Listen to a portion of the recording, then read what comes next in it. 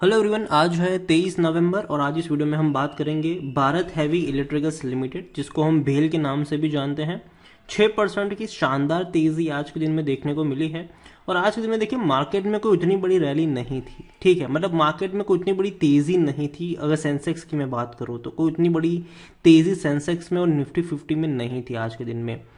लेकिन अगर हम पोर्टफोलियो की बात करें, आपके खुद के पोर्टफोलियो में आज काफ़ी बड़ा उछाल आया होगा, क्योंकि आज जो मिड कैप और स्मॉल कैप थे वहां पर काफ़ी ज़्यादा उछाल हमें देखने को मिल रहा था।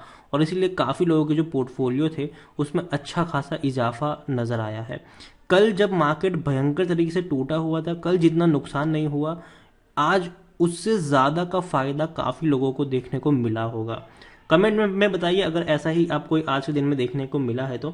और भेल के बारे में बात करें तो 63 रुपीज़ का शेयर, 6% की तेजी है। वीडियो में हम बात करेंगे कि भैया खरीदारी के मौके यहाँ पर कहाँ बन रहे हैं और क्या करना चाहिए। वीडियो को शुरू करूँ उससे पहले अगर आपने अभी तक चैनल को सब्सक्राइब नहीं किया है तो प्लीज़ अभी इसे सब्सक्राइब कर लीजिए, क्योंकि आगे भी बहुत सारे वीडियोस आपको काफ़ी ज़्यादा हेल्प करेंगे।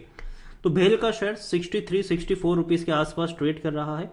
पिछले एक महीने में अगर देखा जाए तो पिछले एक महीने में यहाँ पर 8% की गिरावट अभी भी है। 73 रुपीज़ से लगातार ये टूट कर 60 रुपए तक पहुंच गया था और आज तेजी इसने दिखा दी है, जो कि बहुत अच्छी बात है। और इवन आज के दिन में अगर हम भेल की बात करने जाए तो आज के दिन में भेल शुरुआती दौर में 60 रुपए के आसपास खुला था। उसके बाद वो 59 तक पहुंचा, लेकिन वहां से बढ़िया उछाल आया था ये। और उसके बाद ये नीचे कभी मतलब नीचे नहीं गया पूरे दिन में। पिछले एक साल की अगर हम बात करें तो पिछले एक साल में भारत हैवी इलेक्ट्रिकल्स लिमिटेड में 103% का अभी भी ग्रोथ है। 30 रुपए का शेयर था ये, 77 तक पहुंचा, टूट के वापस आया ये 50 के करीब, वापस तेजी बनी 75 के करीब पहुंचा, वापस टूटकर 60 रुपए पर आया, वापस अभी दौड़ने के लिए तैयार हो चुका है। देखिए, भेल के बारे में अगर आप देखें तो हर बार एक बड़ी रफ्तार के बाद एक गिरावट आती है, और वो भी तब आती है जब इसके क्वार्टरली रिजल्ट्स आते हैं, क्योंकि भैया कंपनी नुकसान ही दिखाती है। यहाँ पर बात करें तो लार्ज कैप शेयर है, ये 21,500 करोड़ के आसपास का इसका मार्केट कैप है। 5.5 करोड़ का वॉल्यूम है। आज के दिन में बहुत ज़्यादा वॉल्यूम्स आपको बहुत सारे शेयर्स में देखने को मिले भी है। और यही वजह है कि मिड कैप और स्मॉल कैप आज बहुत ही अच्छी खासी तेज़ी दिखा रहे थे। सेंसेक्स में कोई उतनी बड़ी उछाल मतलब बढ़त नहीं थी आज के दिन में, लेकिन उसके बावजूद कल इतनी बड़ी गिरावट हुई थी, जितना नुकसान नहीं हुआ उससे ज़्यादा का आज के दिन में फ़ायदा हुआ, क्योंकि जो लार्ज कैप थे उसमें ज़्यादा जोर नहीं था आज, लेकिन जो मिड कैप स्मॉल कैप थे जिसका निफ्टी 50 में उतना ज़्यादा कंट्रीब्यूशन नहीं देखने को मिलता है, वहाँ पर अच्छी खासी तेज़ी देखने को मिली है। प्रमोटर की बात करें, शेयर होल्डिंग की बात करें तो 63.17% की होल्डिंग प्रमोटर के पास है। 4.31 एफआईल्स, 1.73 म्यूचुअल फंड और 11.70% की होल्डिंग इंश्योरेंस कंपनी के पास है। प्रमोटर कौन है भैया? डेफिनेटली जब सरकारी कंपनी है तो प्रेसिडेंट ऑफ इंडिया सबसे बड़े प्रमोटर रहेंगे, और हाईएस्ट पब्लिक शेयर होल्डर में एलआईसी का नाम शामिल है। तकरीबन 11% की होल्डिंग एलआईसी के पास है। यहाँ पर देखें तो 2019 में इन्होंने आखिरी बार डिविडेंड पे किया था, उसके बाद डिविडेंड पे नहीं किया है। भेल की मैं बात करने जाऊँ तो 32% लोग, according to Moneycontrol user, 32% लोग बेचने की बात कर रहे हैं, जबकि 62% लोग खरीदारी करने की सलाह यहाँ पर दे रहे हैं। 6% लोग होल्ड करने की नसीहत आपको दे रहे हैं। इतना ही नहीं, रेवेन्यू देखे तो लगातार टूट रहे हैं, और यही वजह है कि जब भी इनके क्वार्टरली रिजल्ट आते हैं शेयर टूट जाता है, क्योंकि कंपनी लॉस दिखाती है और वो भी बड़ा लॉस दिखाती है। यहाँ पर अगर हम 2021-2022 फाइनेंशियल ईयर की बात करने जाए तो पहले क्वार्टर में इनको तकरीबन 450 करोड़ का लॉस हुआ है, दूसरे में से 45 करोड़ का लॉस हुआ है, जो कि अच्छे संकेत इसीलिए भी है क्योंकि अगर हम बात करें तो कंपनी बड़े बड़े लॉसेस कर चुके हैं पिछले 2 साल में। 2020 में इनका जो लॉस था वो 1,500 करोड़ था। 2021 के फाइनेंशियल ईयर में इनका लॉस 2,745 करोड़ का था। तो लॉस बड़े हैं, ठीक है, उस चीज़ को समझिए आप। लेकिन अब 2 क्वार्टर में इनका जो लॉस हुआ है वो मुश्किल से मुश्किल 500 करोड़ का है। उसमें भी जो बड़ा लॉस था वो क्वार्टर 1 में हुआ था, तकरीबन 450 करोड़ का।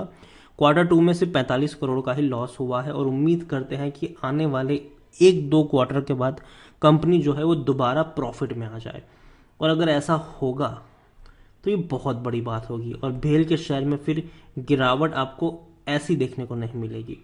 खरीदारी का अभी भी सही मौका है, क्योंकि शेयर ओवरबॉट जोन में नहीं है और कोई भी रेड फ्लैग नजर नहीं आ रहा है। हालांकि हाँ, डिविडेंड पे नहीं कर रहा है, और लॉन्ग टर्म में उतना अच्छा पैसा यहाँ पर नहीं बना है। बैंक एफडी जितना भी पैसा यहाँ पर नहीं बना है। अगर आप 10 साल का ग्राफ उठा के देख ले, भारत हैवी इलेक्ट्रिकल्स लिमिटेड का, तो पिछले 10 सालों में 62% की अभी भी गिरावट है। देखिए तेजी आई, गिरावट आई, तेजी आई, गिरावट आई, तेजी आई, ठीक है। और अभी शेयर दौड़ क्यों रहा है, पहली चीज ये तो पहली, भले ही रिजल्ट अच्छे नहीं है, पिछले कुछ सालों में अच्छे रिजल्ट थे लेकिन शेयर में तेजी नहीं थी। अभी रिजल्ट अच्छे नहीं है लेकिन फिर भी दौड़ रहा है। रीजन यही है कि मेक इन इंडिया और मेड इन इंडिया का नारा बुलंद है।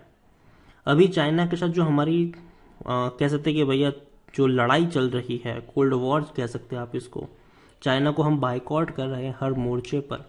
ऐसे में इंडियन कंपनियों को ज़्यादा से ज़्यादा सरकार बढ़ावा दे रही है और ऐसे में लोग चाहते भी है कि भैया भारतीय कंपनी आगे बढ़े और सरकार भी उन्हीं को ज़्यादा प्रोत्साहित भी कर रही है।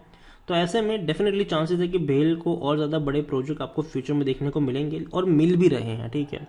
अच्छे खासे प्रोजेक्ट है इस कंपनी के पास, लेकिन लेकिन लेकिन कहते हैं ना भैया सरकारी कामकाज ऐसे हैं कि कंपनी प्रॉफिट ही नहीं कमा पा रही है। भेल बहुत बड़ी कंपनी है, मैन्युफैक्चर की बात करें तो भैया बहुत बड़ा मैन्युफैक्चर कैपेसिटी रखने वाली ये कंपनी है। इवन जो वेदांता के चेयरमैन थे अनिल अग्रवाल, उनकी तरफ से स्टेटमेंट आया था कोरोना काल में, जब इंडिया और चाइना के बीच में पिछले साल जो टेंशन चल रहा था, तो उनका स्टेटमेंट था कि भैया अगर हमें चाइनीज कंपनी के ऊपर अपनी डिपेंडेंसी को कम करना है तो इंडियन कंपनी को बढ़ावा देना पड़ेगा। और ऐसे में भेल एक ऐसी कंपनी है जो इन कंपनियों को, चाइनीज कंपनियों को अच्छी खासी टक्कर दे सकती है। उनके इस स्टेटमेंट से भेल के शेयर में बहुत बड़ी तेजी भी हमें देखने को मिली, लेकिन उसके बाद इनके क्वार्टरली रिजल्ट आए, 1500 करोड़ का लॉस दिखाया भेल ने और शेयर टूट गया।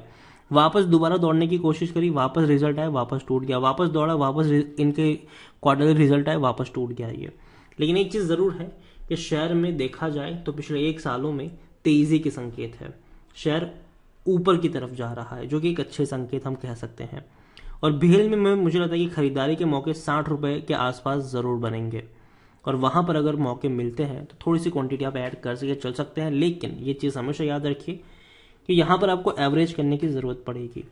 तो अगर 60 पे थोड़ी सी क्वांटिटी खरीदते हो तो 50 पे भी खरीदारी की आप यहाँ पर प्लानिंग करके चलिएगा।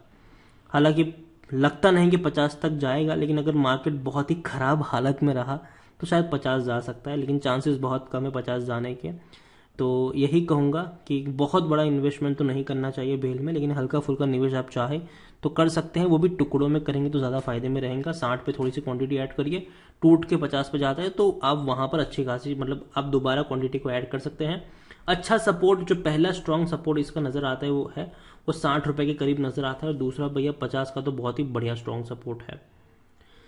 तो बाकी मर्जी आपकी है। वीडियो को यहीं पे एंड करूंगा, पसंद आया हो तो लाइक करो, शेयर करो। चैनल पर अगर पहली बार आए तो प्लीज़ सब्सक्राइब करें और भारत हैवी इलेक्ट्रिकल्स लिमिटेड के बारे में आप क्या सोचते हैं वो भी आप मुझे कमेंट में लिखकर बता सकते हैं। Thank you.